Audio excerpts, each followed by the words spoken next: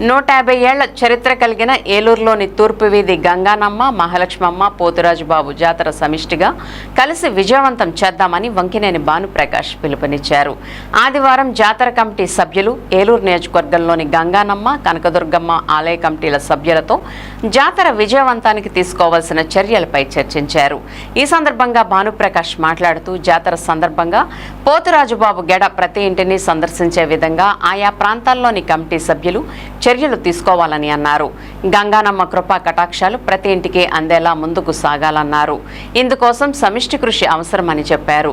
October 31వ తేదీన శుక్రవారం ఉదయం 9:59 పందిర్రాట వేయటం, ముడుపు కట్టడం జరుగుతుందని తెలియజేశారు. వంకినేని కిరణ్ కుమార్, వంకినేని మహేంద్ర కుమార్, వంకినేని రఘుకుమార్, ముసునూరు బాలాజీ, పొట్లూరి సత్యకుమార్, వంకినేని ఆహ్లాద, వంకినేని పృథ్వీకృష్ణ, కలగర శివరామకృష్ణ ప్రసాద్, ఎడ్లపాటి రాము, గోవాడ శివరామకృష్ణ, కార్పొరేటర్ శ్రీదేవి, సుంకర చంద్రశేఖర్, ఆలయాల కమిటీ ప్రతినిధులు తదితరులు పాల్గొన్నారు.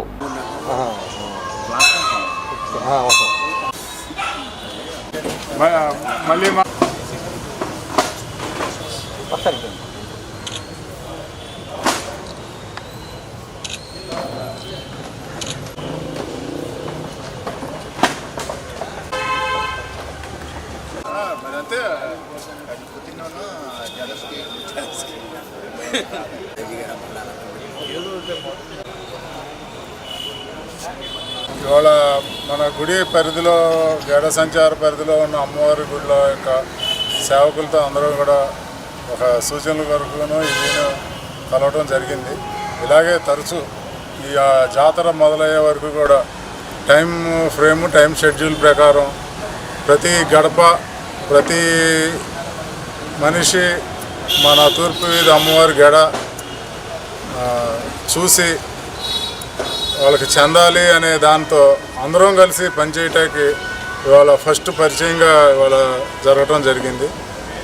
ఇలాగే మళ్ళీ జాతరలోపు ఒక షెడ్యూల్ ఈ ఏరియా ఈ టైంలో అనేటువంటిది చేసుకుంటే ప్రతి వాళ్ళకి మన పోతురాజుబాబు గడ అంటే తూర్పు వీధి పోతురాజుబాబు గడ ప్రతి వాళ్ళు ఈ జాతరలో ఇటు రాలేదు అటు రాలేదు అని కాకుండా ఇలాంటి మనందరం కలుసుకోవడంలో చాలా భాగం షెడ్యూల్ చేయటం జరుగుతుంది.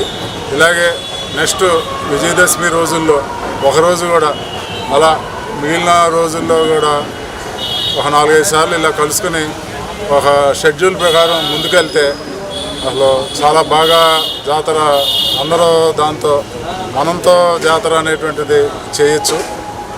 చేసి మనం ఇంతటితో అందరూ ఇక ఇది తృప్తిగా ఉండాలి అనేటువంటిది ఈ అమ్మవారి సేవ, అమ్మవారి గుడులతో అసలు ఇప్పుడు నాకు తెలిసి ఇక్కడ 40 ఏళ్ళ నుండి 45 ఏళ్ళ నుండి ఉన్న గుళ్ళు ఇచ్చే ఆ యొక్క కుటుంబ సభ్యులు కూడా రావటం జరిగింది. చాలా సంతోషం.